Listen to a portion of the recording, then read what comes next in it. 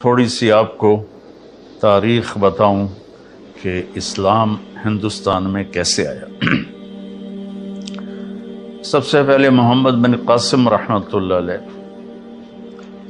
انہوں نے 92 ہجری میں سندھ پر حملہ کیا جب راجہ داہر کے ڈاکوؤں نے مسلمانوں کا ایک قافلہ لوٹ لیا، بحری جہاز۔ تو اس کے بدلے میں مسلمانوں کی طرف سے لشکر کشی ہوئی اور محمد بن قاسم رحمۃ اللہ علیہ ملتان تک پہنچے۔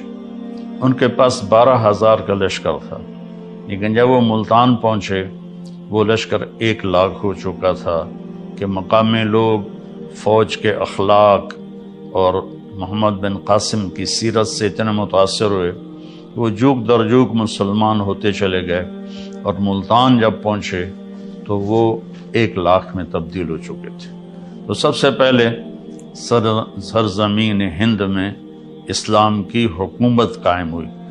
ادھر ہندوستان کے ساحلی علاقوں پر تاجروں کی وجہ سے اسلام پھیل چکا تھا، لیکن باقاعدہ جو حکومت قائم ہوئی وہ سندھ میں ہوئی۔ اس کے بعد اللہ کے نیک بندے صوفیاء کرام آتے رہے اور دعوت دین دیتے رہے اور ان کے ذریعے سے لوگوں میں اسلام کی بارے میں بیداری ہوئی اور انہوں نے قبول کرنا شروع کیا اپنی خوشی سے۔ اوپر جو ہندوستان ہے جس کو اتر پردیش کہتے ہیں، وہاں جو اسلام کی حکومت قائم ہوئی وہ شہاب الدین غوری رحمۃ اللہ علیہ نے حکومت کو قائم کیا۔ اس سے پہلے محمود غزنوی نے 17 حملے کیے، لیکن انہوں نے کوئی حکومت قائم نہیں کی، بلکہ بس فتح کر کے واپس چلے جاتے تھے۔ البتہ بھیرا تک، ملتان تک انہوں نے اپنی حکومت کو وسیع کیا، کہ اس وقت ملتان میں ایک کافر طبقہ تھا جو کہتا ہم مسلمان ہیں، قرامطہ، لیکن وہ بہت ہی گندے سفاک لوگ تھے، تو ان کو محمود غزنوی نے صاف کیا۔ پھر 1191 صدی میں ہندوستان کا سب سے بڑا حکمران پرتھوی راج تھا۔ ہندوستان میں راجے مہاراجے بہت سارے تھے، صرف 2 کی حکومت قائم ہوئی پورے ہندوستان پر، ایک جلال الدین اکبر اور ایک اورنگزیب عالمگیر۔ تو 1190 میں شہاب الدین غوری اور پرتھوی راج کی لڑائی ہوئی تراوڑی کے میدان میں، جس میں شہاب الدین غوری کو شکست ہوئی اور وہ زخمی ہو کر گر رہا تھا۔ پیچھے سے ایک ترک سپاہی نے اپنے گھوڑے سے چھلانگ لگائی اور ان کو یوں پکڑا اور گھوڑا لے کر وہ لشکر کو چیرتا ہوا نکل گیا، جان بچ گئی۔ اس کے بعد وہ سارا سال بستر پہ نہیں سویا، اور جو بھاگے تھے ان کو بڑی سزائیں دی اس نے۔ پھر 1191 میں وہ اپنا لشکر لے کر دوبارہ نکلا اور اسی میدان میں ٹھہرا جہاں پہلی جنگ ہوئی تھی۔ تو پرتھوی راج اس دوران تیاری کے بغیر مطمئن رہا کہ میں نے شکست دے دی ہے، میرا کوئی کیا بگاڑ سکتا ہے، تو وہ اس میں تھوڑی سستی آ گئی۔ جب لشکر آمنے سامنے ہوئے تو پرتھوی راج نے کہا تم چلے جاؤ ورنہ تمہارا یہی حال کروں گا جو پہلے کیا تھا۔ شہاب الدین غوری نے اپنا لشکر ہٹا لیا اتنی دور تک کہ وہ نظر آنا بند ہو گیا، اور پھر صبح سے پہلے اس نے اپنے لشکر کو حملے کا حکم دیا۔ اس وقت پرتھوی راج کا لشکر اپنی پوجا پاٹ میں تھا، تو انہوں نے حملہ کیا، تو اس میں پرتھوی راج قتل ہوا اور ان کو شکست ہوئی۔ اس کی عمر 42 سال تھی۔ تو پھر شہاب الدین غوری رحمہ اللہ تعالی اجمیر گئے، پھر دہلی گئے، وہاں اپنی پوری ایک ٹیم بنائی، اور قطب الدین ایبک ان کا غلام تھا۔ شہاب الدین غوری کی اولاد نہیں تھی، تو انہوں نے قطب الدین ایبک کو اپنا غلام بنایا ہوا تھا، تو انہوں نے اپنا پایا تخت لاہور بنایا، اور دہلی میں التمش تھا ان کا غلام، اس کو بٹھایا، اور ملتان میں ناصر الدین قباشہ تھا، اس کو بٹھایا۔ شہاب الدین غوری واپس افغانستان جا رہے تھے، راستے میں چکوال کے قریب رات میں وہاں کے مقامی لوگ گکھڑ تھے، انہوں نے حملہ کیا اور اس میں شہاب الدین غوری شہید ہو گئے۔ تو قطب الدین بھی کوئی زیادہ حکومت نہیں کر سکے، 4 سال حکومت کی اور ان کا انتقال ہو گیا۔ میں جب لاہور پڑھتا تھا سینٹرل ماڈل اسکول، تو انارلی کے پیچھے ایک گلی تھی، وہاں سے گزرتے تو ایک قبر جس میں محلے والے کوڑا پھینکتے تھے، وہ قبر ہوتی تھی۔ ایک دفعہ غور سے پڑھا تو وہ قطب الدین ایبک کی قبر تھی۔ پھر ضیاء الحق مرحوم نے اسے وسیع کیا اور مکان خرید کے ڈھا کے بڑا اچھا خوبصورت ان کا مقبرہ بنایا۔ اس کو خاندان غلامہ کہتے ہیں۔ پہلا خاندان جس نے حکومت کی وہ خاندان غلامہ ہے، کہ اصل غلام تھے سارے اور حکومت میں آ گئے تو خاندان غلامہ کہتے ہیں۔ التمش اتنا نیک آدمی تھا، جب خواجہ قطب الدین بختیار کاکی کا انتقال ہوا تو انہوں نے وصیت کی میرا جنازہ وہ پڑھائے جس کی تہجد فوت نہ ہوئی ہو اور جس کی عصر کی سنتیں فوت نہ ہوئی ہوں، میرا جنازہ وہ پڑھائے۔ تو سناٹا چھا گیا، میت سامنے اور کوئی نکلتا ہی نہیں، چونکہ عصر کی سنتیں تو غیر موقدہ ہیں، کوئی پڑھے نہ پڑھے۔ تو جب کوئی بھی نہیں نکلا تو پھر ایک آدمی منہ لپیٹے ہوئے روتا ہوا باہر نکلا کہ میرے پیر نے میرا راز فاش کر دیا۔ وہ سلطان التمش تھا جس نے جنازہ پڑھایا کہ میری نہ کبھی عصر کی سنتیں قضا ہوئی ہیں نہ تہجد قضا ہوئی ہے۔ ان کے پاس ایک دفعہ غلاموں کی ایک جماعت لائی گئی، تو انہوں نے 19 غلام سلیکٹ کیے اور 20واں چھوڑ دیا۔ اس کا قد بھی چھوٹا تھا اور شکل بھی اچھی نہیں تھی، باقی 19 اس نے خرید لی۔ تو وہ غلام جس کو انہوں نے رد کیا، اس نے کہا بادشاہ سلامت آپ نے یہ غلام کس لیے خریدے ہیں؟ کہنے لگے اپنے لیے۔ کہ مجھے اللہ کے لیے خرید لو۔ تو اس کو یہ جواب بڑا پسند آیا اور اس نے اس کو بھی خرید لیا۔ اس کا نام تھا غیاث الدین۔ تو جب یہ التمش کی سلطنت عرصہ چلی، اس میں اس کی ناصر الدین بہت نیک آدمی تھا، اور اس کی بیٹی رضیہ سلطانہ التونیہ سے شادی کر کے حکومت کی کوشش کی لیکن قائم نہ ہو سکی۔ ترک سردار عورت کی حکمرانی پر سیخ پا ہو گئے، پھر وہ لڑائی میں بھاگ گئی، پھر قتل ہو گئی۔ تو اس کے بعد غیاث الدین بلبن حکمران بنا۔ غیاث الدین بلبن اس وقت دیپال پور میں گورنر تھا، تو وہاں جب شور شرابہ ہوا، سلطنت کمزور ہوئی، تو وہ یہاں سے گیا اور اس نے دہلی کے تخت پہ قبضہ کیا اور اس نے 20 سال حکومت کی۔ اور غیاث الدین بلبن کا یہ احسان ہے ہندوستان کے مسلم نان مسلم پر کہ اس نے واحد بادشاہ جس نے تاتاریوں کے حملوں کو ناکام بنایا، اور تاتاری ہر دفعہ شکست کھا کے پیچھے ہٹے، واپس بھاگے۔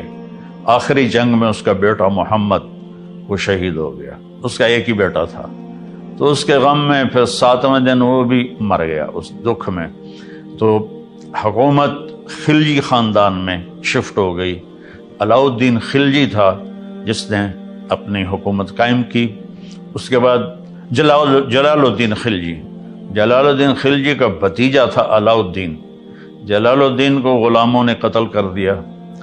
تاریخ والے کہتے ہیں اس میں علاؤ الدین کا ہاتھ تھا، لیکن مجھے نہیں لگتا چونکہ وہ بہت نیک آدمی تھا۔ تو علاؤ الدین نے پھر کوئی 20 سال کے قریب حکومت کی۔ وہ بھیس بدل کے بازاروں میں پھرتا تھا اور چیزوں کے بھاؤ دیکھتا تھا، لوگوں کے حال پوچھتا تھا۔ تو خلجی خاندان جب ختم ہوا تو اس کے بعد آیا تغلق خاندان۔ تغلق میں محمد تغلق واحد بادشاہ ہے۔ وہ تھا سر پھرا، چھوٹی چھوٹی بات پہ قتل کرا دیتا، لیکن وہ واحد بادشاہ ہے جس نے علماء کو کہا خانقاہوں سے نکلو، مسجدوں سے نکلو اور جا کر اسلام کی تبلیغ کرو، تم بیٹھ کے کھاتے رہتے ہو۔ تو اس نے دعوت اسلام شروع کروائی محمد تغلق نے۔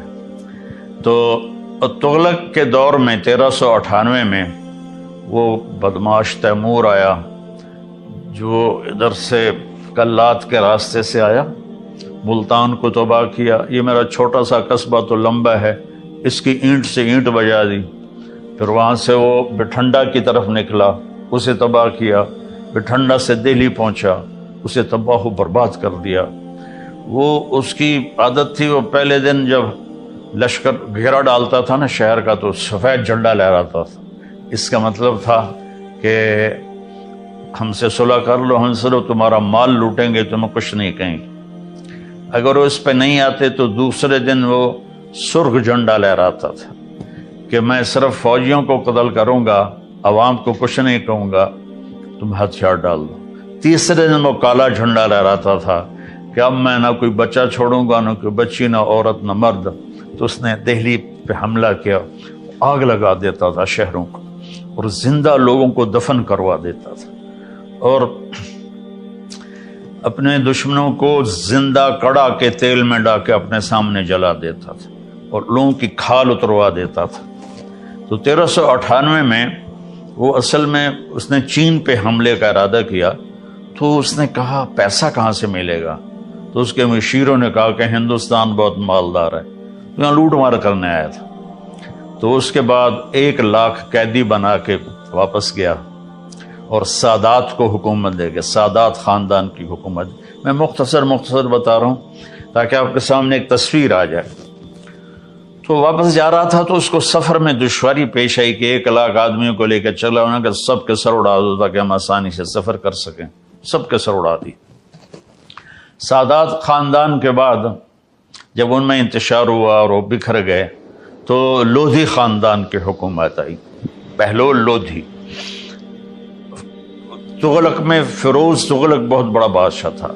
یہ جو مقبرہ بنا ہوا ہے ملتان میں شاہ رخ العالم رحمۃ اللہ علیہ کا، یہ فیروز نے اپنے لیے بنوایا تھا، لیکن جب شاہ رخ العالم کا انتقال ہوا تو اس نے کہا ان کو یہاں دفن کیا جائے۔ تو وہ علم دوست تھا، علماء کی قدر کرتا تھا۔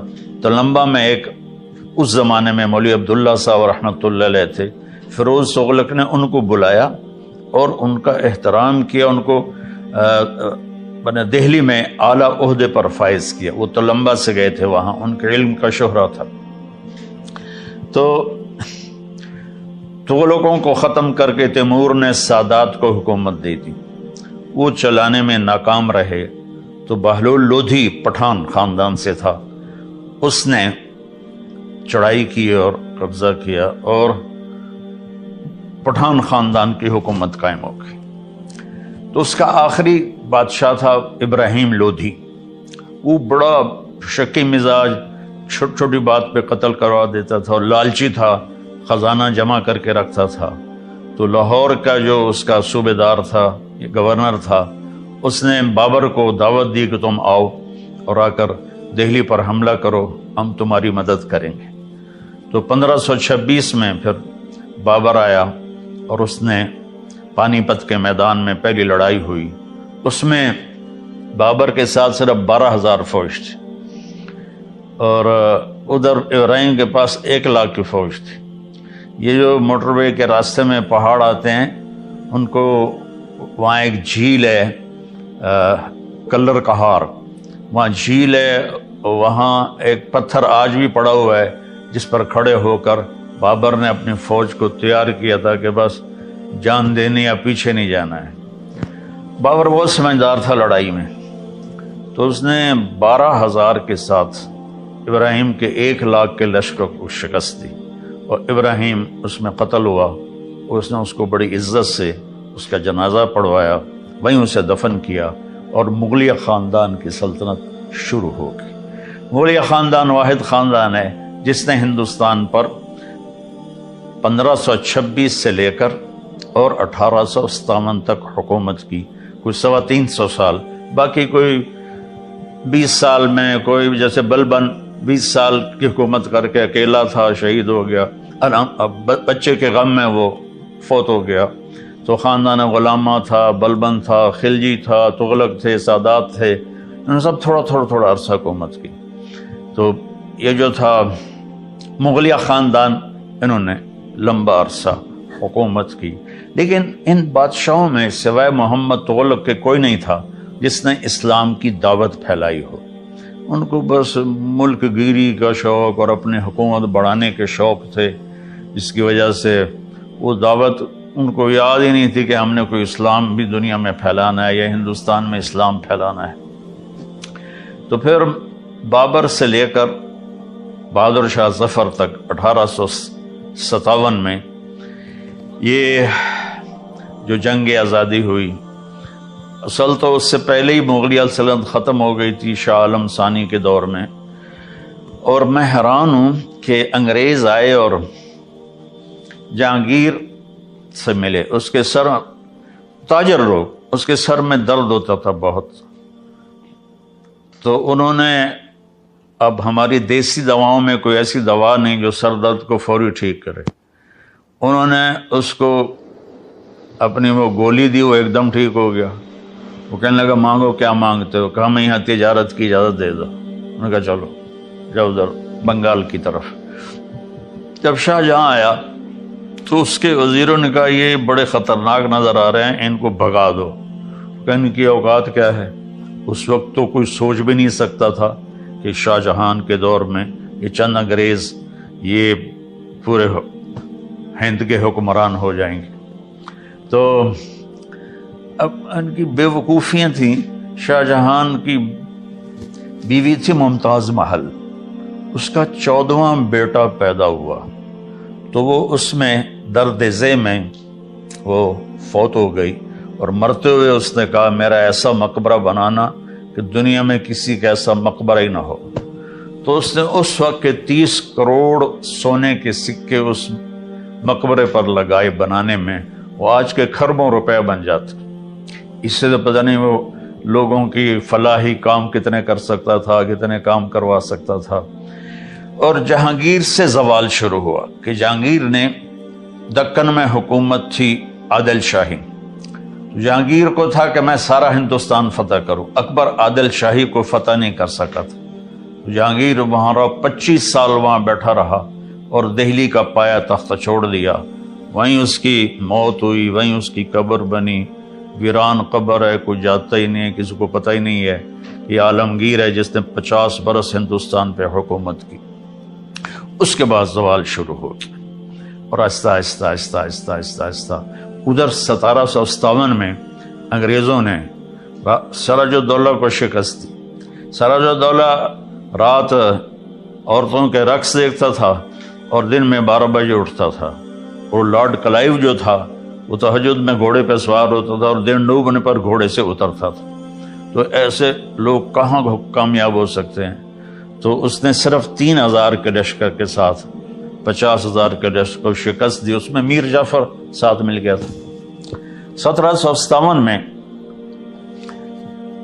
اور مزے کی بات یہ ہے کہ اس نے جو لیے فوجی وہ ہندو فوجی تھے، یعنی کوئی ہندو کوئی مسلمان، ہندوستان کی فوج سے ہندوستان کو فتح کیا۔ انگریز تو بہت تھوڑے سے تھے، تو انہوں نے ان کو منظم کیا، اور اس وقت وہ ایڈوانس ہو چکے تھے، توپ خانہ تھا، تو وہ ان کی توپوں نے لشکر میں تباہی مچا دی سراج الدولہ کی۔ تو پھر جو آخری امید تھی ہندوستان میں اسلامی حکومت کو، ٹیپو سلطان تھے، وہ 1831 میں شہید ہو گئے لڑائی میں۔ اور یعنی دکھ کی بات ہے کہ اس لڑائی میں نظام حیدرآباد دکن کا جو نظام تھا وہ انگریزوں کے ساتھ اپنی فوج لے کر سلطان ٹیپو پہ حملہ کرنے آیا تھا۔ تو وہ اللہ اس کی درجات بلند فرمانے کا، شیر کی ایک دن کی زندگی گیدڑ کی 100 سالہ زندگی سے بہتر ہے۔ اس کو ایک اسکاٹ لینڈ کا سپاہی تھا، اس نے قتل کیا تھا، اس کا مجسمہ اب بھی وہاں ایڈنبرا میں بنا ہوا ہے۔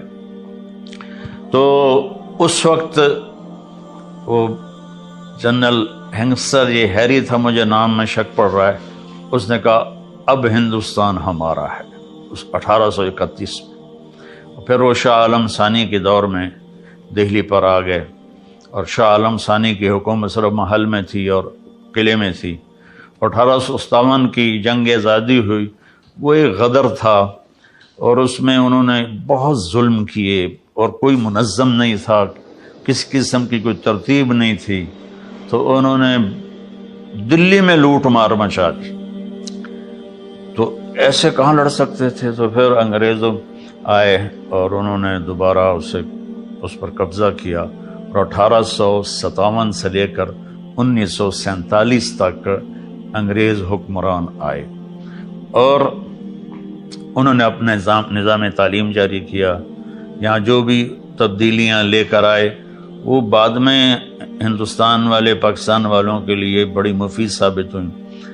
تو 1947 تو علامہ اقبال رحمۃ اللہ علیہ نے سب سے پہلے تصور پیش کیا کہ ہمارے لیے ایک الگ ملک ہونا چاہیے جس میں مسلمان اپنے طرز اسلام پر زندگی گزار سکیں۔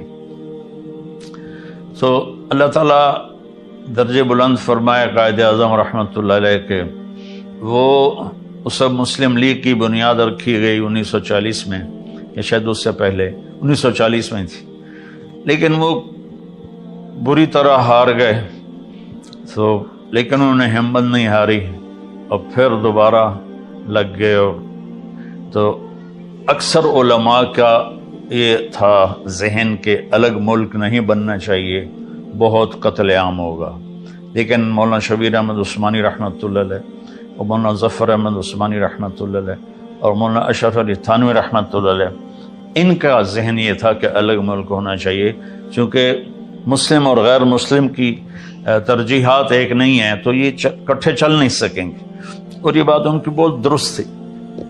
اللہ تعالیٰ نے اپنا فضل فرمایا اور ان کی محنت۔ دوسرا 1941 میں جو جنگ عظیم ہوئی دوسری، اس میں برطانیہ ٹوٹ کے رہ گیا اور اس کی ساری طاقت ختم ہو گئی، اور اس کے ملک جس پر قبضہ تھا، ایک دور تھا انگریز کی سلطنت میں سورج نہیں ڈوبتا تھا، اور پھر کیا ہوا کہ آہستہ آہستہ سارے ملک نکلتے گئے، تو انہوں نے دیکھا کہ اب ہم انڈیا پہ حکومت قائم نہیں کر سکتے۔ جب کبھی امت تھی تو راجہ داہر کے ڈاکوؤں نے ہمارا قافلہ لوٹا، ایک لڑکی نے کہا یا للحجاج، حجاج ظالم، کوئی ہماری تاریخ کا اچھا انسان نہیں، ہماری تاریخ کا کوئی قابل ذکر انسان نہیں، ظالم، یا للحجاج، اے حجاج تو کہاں ہے؟ بصرے کا، عراق کا گورنر تھا، چند لوگ جان بچا کے بھاگ نکلے تھے، وہ پہنچے تو انہوں نے حجاج سے کہا کہ ایک لڑکی نے یوں پکارا تھا،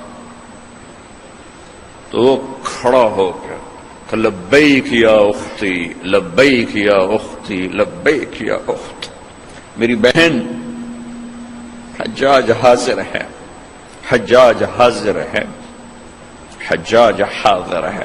آپس میں عزتیں محفوظ تھیں، غیروں نے عزت پہ ڈاکہ ڈالا تھا، تو ایک بدماش کھڑا ہو گیا، کوئی تاریخ کا اچھا انسان نہیں ہے، بدماش، بنو امیہ کا چھوڑا ہوا بدماش تھا۔ عبد الملک ابن مروان تو مر چکا تھا، ولید اسی نے اس کو مسلط کیا تھا، اور وہ ولید کا زمانہ تھا۔ ایک لڑکی کی پکار پر اس نے قسم اٹھائی، نہ چارپائی پہ سوؤں گا، نہ بیوی کے قریب جاؤں گا جب تک اس بچی کے میں آواز کو نہیں پہنچوں گا۔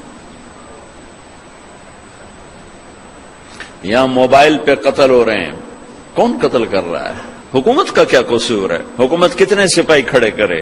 اللہ کو ساتھی بناؤ، اللہ کو ساتھی بناؤ، اللہ پہرے پر آئے گا تو یہ کام ہوگا۔ ہماری حکومت بیچاری 5 لاکھ سپاہی ہیں، اندازاً کہہ رہا ہوں 18 کروڑ پر کیسے نگہبان بن سکتے ہیں؟ پہلا لشکر بھیجا، ایک لڑکی کی پکار پہ اس لشکر شکست ہو گئے، اکثر شہید ہو گئے۔ پھر دوسرا لشکر بھیجا، مکران میں ان کو بھی شکست ہو گئی، وہ بھی شہید ہو گئے، تھوڑے سے بچے۔ تیسرے لشکر کے لیے ولید بن عبد الملک کے نے اجازت نہ دی، کہا نہیں میں نہیں اجازت دیتا، اتنا تو نے میرا نقصان کر دیا، 2 لشکر تباہ کر دیے ایک بچی کے پیچھے۔ حجاج نے کہا کہ مجھے برائے مہربانی اس دفعہ آپ اجازت دے دیں، جتنا خرچہ میں خزانے سے لوں گا اس سے دگنا میں خزانے میں واپس کروں گا۔ تو پھر دوبارہ 4000 کا لشکر تیار کیا اور محمد بن قاسم اپنے بھتیجے کو امیر بنایا، 17 سال کا نوجوان۔ اور اس کو روانہ کیا، اور اللہ نے اس کے ذریعے سے محمد بن قاسم میرے ضلع ملتان تک داخل ہوا، 92 ہجری میں ملتان میں داخل ہوا، اور مکران سے ملتان تک 1 لاکھ انسانوں نے کلمہ پڑھا، اس کے خلوص پر، اس کے اخلاق پر، اس کے ایمان پر۔ ایک بچی کی فریاد پر حجاج جیسا تڑپ اٹھا تھا، آج کروڑوں بچیوں کی فریاد ہے۔ لیکن مصیبت یہ ہے کہ ان کروڑوں کی عزتوں سے کھیلنے والے یہودی نہیں ہیں، مسلمان ہیں۔ تم اللہ کے قانون سے ٹکراتے ہو، پھر کہتے ہو اللہ ہماری مدد نہیں کرتا، اللہ کدھر؟ اللہ تو ہے، نحن اقرب الیہ من حبل الورید، ہم تیری شارخ سے زیادہ قریب ہیں، پر تو جاری تو لگا۔ ابو مالک رضی اللہ تعالیٰ عنہ کو چور پڑ گیا، صحابی ہیں، طائف سے آ رہے تھے، راستے میں چور پڑ گیا، کہنے لگے میرا مال لے لے، مجھے کیا کرے گا؟ کہا نہیں تجھے بھی قتل کروں گا، ورنہ تو جا کے عمر کو میری شکایت لگائے گا، میں پکڑا جاؤں گا۔ کہنے کے پھر 2 رکعت تو پڑھنے دے، آخری نماز کا پڑھ لے، نماز سے کیا ہوتا ہے؟ نماز سے کیا ہوتا ہے؟ نماز پڑھی، 2 نفل پڑھے، یا ودود یا ذا العرش المجید یا فعالا لما یرید۔ ہائے ہائے ہائے، اللہ کو جو پکارا اور اس نے تلوار اٹھائی کہ یا ارحم الراحمین، یا ایک دفعہ یا ارحم الراحمین، تو ایک دم آواز آئی لا تقتلہ، اسے مت قتل کرو۔ اس نے ادھر دیکھا، کوئی ہے؟ کوئی بھی نہیں۔ تو اس نے پھر تلوار اٹھائی، انہوں نے کہا یا ارحم الراحمین، پھر ایک آواز آئی لا تقتل، مت مارو۔ پھر اس نے ادھر دیکھا، کوئی نظر نہیں آیا، پھر انہوں نے تلوار اٹھائی کہ یا ارحم الراحمین۔ تو ایک دم ایک سوار ظاہر ہوا گھوڑے پر، اس کے ہاتھ میں نیزہ تھا، تو اس نے آتے ہی سیدھا اس کے سینے کے پار کیا، وہ چور گرا اور اس کے جسم کو آگ لگی، راکھ بن گئی۔ ابو مالک رضی اللہ تعالیٰ عنہ فرمانے لگے میرے بھائی کون ہو؟ اللہ نے میری مدد کی تیرے ذریعے سے۔ یہ نہیں کہا کہ تو نے میری مدد کی، کہا اللہ نے میری مدد کی تیرے ذریعے سے۔ تو انہوں نے فرمایا ارے میرے دوست، جب تو نے اللہ کو پکارا فَكَانَتْ لِأَبْوَابِ السَّمَاءِ قَعْقَعًا، جب تو نے کہا یا ودود یا ذا العرش المجید، جب تو نے یا ارحم الراحمین کہا تو 7 آسمان کے دروازے لرز اٹھے، کانپ اٹھے۔ جب تم نے دوبارہ پکارا تو آسمان کے فرشتوں میں چیخ و پکار مچ گئی۔ جب تم نے تیسری دفعہ پکارا تو میرے اللہ نے کہا کون ہے میرے بندے کی مدد کے لیے تیار؟ تو میں نے عرض کی یا اللہ میں تیار ہوں، کہ میں 7ویں آسمان کا فرشتہ ہوں۔ جب اس نے پہلی دفعہ تم پہ تلوار اٹھائی تو میں نے 7ویں آسمان سے پکارا لا تقتل، مت مارنا۔ جب اس نے دوسری دفعہ تلوار اٹھائی تو میں پہلے آسمان پہ پہنچ چکا تھا اور میں نے کہا لا تقتل، مت مارنا۔ اور جب اس نے تیسری دفعہ تلوار اٹھائی تو میں تیری مدد کو پہنچ چکا تھا۔ اور جو بھی اللہ کو ایسے پکارے گا اللہ اس کی مدد کو آئے گا۔ رات مجھے حرم سے فون ہے ایک دوست کا کہ میلوں میل ٹریفک بند ہے، سڑکیں پیک ہیں، سر ہی سر نظر آ رہے ہیں، انسانوں کا جنگل نظر آ رہا ہے، لمبی دعا مانگی گئی ہے، ایک آدمی نے دروازے کھلوا لیے، 50 لاکھ آدمی اکٹھے، دروازے کیوں نہیں کھل رہے؟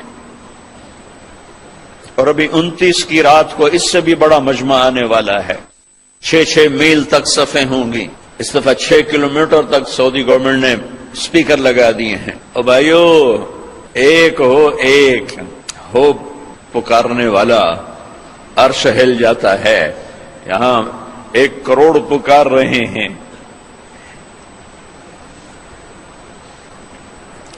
دل کے پھپھولے جل اٹھے سینے کے داغ سے، اس گھر کو آگ لگ گئی گھر کے چراغ سے.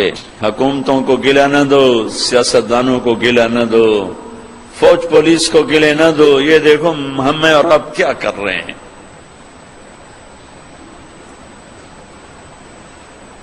90% پاکستانی نماز نہیں پڑھتے، پاکستانی جھوٹ بولتے ہیں، دھوکہ دیتے ہیں، فراڈ کرتے.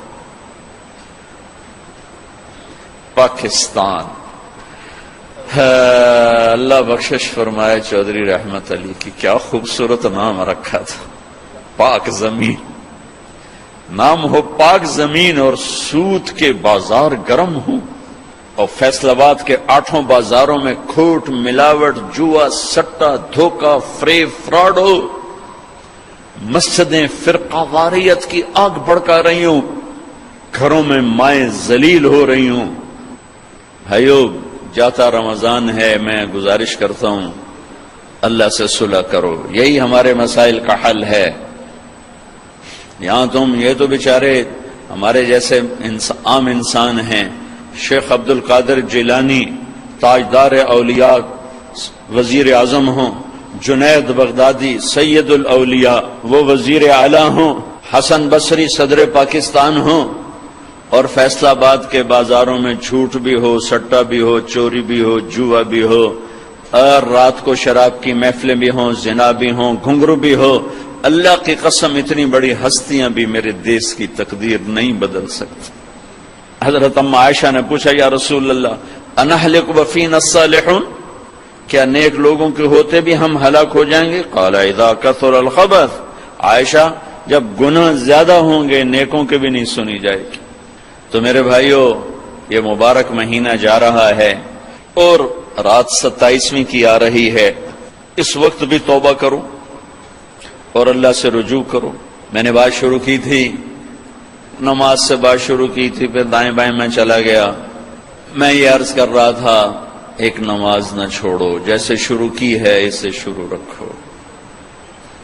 ایک اپنے گھروں سے لڑائی جھگڑے نکال دو، نفرت کے بول نکال دو، آپس کی نفرتیں نکال دو، اپنے بازاروں سے جھوٹ نکال دو، سود نکال دو، ترازو کے ناپ تول کی کمی نکال دو، ملاوٹ کھوٹ نکال دو. حکومتیں سود نہیں ختم کریں گی، تم سود ختم کرو گے. تم کو ہم سود پہ کام نہیں کریں گے. قتیبہ بن بکار رحمت اللہ علیہ ایک بزرگ تھے مصر میں، ملک کافور ایک شیدی بادشاہ تھا، ان کے درس میں آ کے بیٹھا کرتا تھا، ان کا واز سنتا تھا. 18 سال ان کی محفل میں حاضر رہا اور ہر سال 1000 دینار ان کو گفٹ کیا کرتا تھا. 1000 دینار، 1000 دینار 2 کروڑ روپیہ بنتا ہے. 18 سال ان کو دیتا رہا. 19ویں سال ایک غلط فتوے پہ دستخط لینا چاہے. ان کی حیثیت بہت بڑی تھی قتیبہ بن بکار رحمت اللہ علیہ. ان کا فتویٰ چلتا تھا، مصر ان کے حکم کو سامنے رکھ کے چلتا تھا. عوام، آج کی عوام تو علماء سے جڑی ہوئی نہیں. عوام کا بھی قصور ہے، علماء کے بھی قصور ہے. انہوں نے منصب کو نہیں پہچانا، انہوں نے علم کو نہیں پہچانا. انہوں نے کہا حضرت یہ ایک فتویٰ ہے، اس پہ آپ دستخط فرماتے.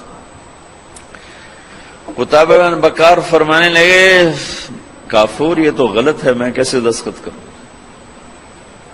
کہا حضرت کوئی نہیں، سب چلتا ہے، آپ کریں نا.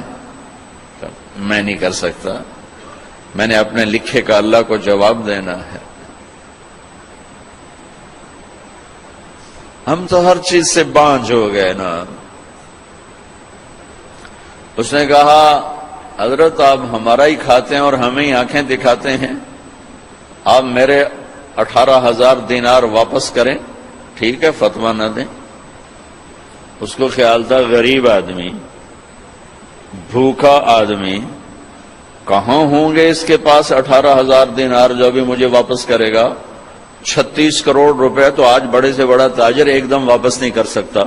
تو کہا میرے پیسے یہاں رکھو یا یہاں دستخط کرو. گھر تشریف لے گئے. 18 تھیلیاں مہر لگی ہوئی، مہر بھی نہیں کھلی. مہر کھول کے وکھنتسی ہے کی سر با مہر، اسی طرح مہر لگی ہوئی 18 کی 18 تھیلیاں لا کر اس کے منہ پہ مار کے کہا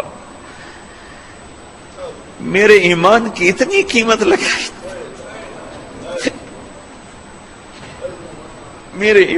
کوئی میرے علماء کو یہ بات سناتا کہ جو چند کوڑیوں پہ اپنا علم بھی بیچ رہے ہیں، ممبر بھی بیچ رہے ہیں. میں ساروں کی بات نہیں کر رہا، 8 بازار کے سارے تاجر جھوٹ نہیں بول رہے، سچے بھی بیٹھے ہیں، سارے سود پہ نہیں ہیں، صحیح تجارت بھی کر رہے ہیں، لیکن 100 میں ایک بھی نہیں ملتا. کوئی 10,000 میں ایک ہے جو سچا بھی ہے، جھوٹ سے بھی پاک ہے، سود سے بھی پاک ہے. ملک کافور میرے ایمان کی بس اتنی قیمت لگائی تھی. اے لے اٹھ جا میری مجلس سے. کبھی یہ امت زندہ تھی، کبھی اللہ سے بڑی گاڑھی یاری تھی، اب تو مدت ہوئی ہے یار کو مہماں کیے ہوئے.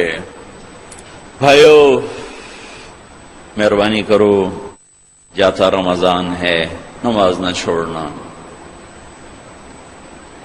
جھوٹ چھوڑ دو، نماز نہ چھوڑو، خیانت چھوڑ دو، نماز نہ چھوڑو، ظلم چھوڑ دو، نماز نہ چھوڑو، دھوکہ چھوڑ دو، نماز نہ چھوڑو. چپڑاسی سے لے کر 22ویں گریڈ تک خیانت ہی خیانت ہے، ظلم ہی ظلم ہے. ریڈی والے سے لے کر بڑے بڑے گروپس تک ظلم ہی ظلم ہے، خیانت ہی خیانت ہے. اور یہ جاتے رمضان کی طاق 2 راتیں، ایک آج کی رات ہے اور ایک پرسوں کی رات ہے. شب قدر اللہ ہی جانے گزر گئی یا ان 2 راتوں میں کوئی ایک ہے. بہرحال اگر وہ گزر بھی گئی ہے تو طاق راتوں کی برکت یقیناً باقی راتوں سے زیادہ ہے. تو اپنے اللہ سے مانگو بھی صحیح، روت ہو وہ بھی صحیح، اور ہمت اور ارادے بھی کرو. کسی پر زیادتی کی ہے معافی مانگو، کسی کا حق دبایا ہے واپس کرو، کسی پہ ظلم کیا ہے مرنے سے پہلے معافی مانگو. اپنی کمائیوں سے جھوٹ، سود، سٹا، جوا، ان سے اپنے آپ کو بچاؤ بچاؤ بچاؤ بچاؤ. رزق حلال ہمیشہ برکتیں لاتا ہے اور رزق حرام ہمیشہ تباہی اور ہلاکت لاتا ہے. پاکستان میں ہزاروں عیب ہیں، لیکن یہ جو تبلیغ کا کام یہاں ہو رہا ہے، اللہ کی قسم یہ عجب شے ہے، یہ عجب شے ہے. میں آپ سب کی محنت کرتا ہوں کہ تبلیغ میں ضرور وقت دیں، آپ کو بہت فائدہ ہوگا. زمانے کے بعد ایک کام ملا ہے جو فرقہ واریت سے پاک ہے، جو اندر کے بغض اور نفرتوں سے پاک ہے، جو سب کو عزت دے کر ان کو ان کے عقیدے کو